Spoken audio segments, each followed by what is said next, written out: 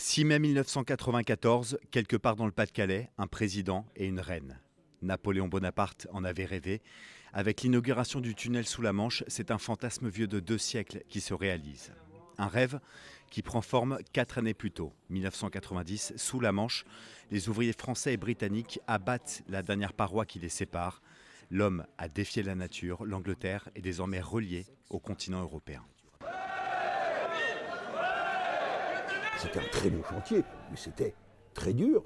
Les types, c'était l'explosion de joie, la fierté d'avoir réussi.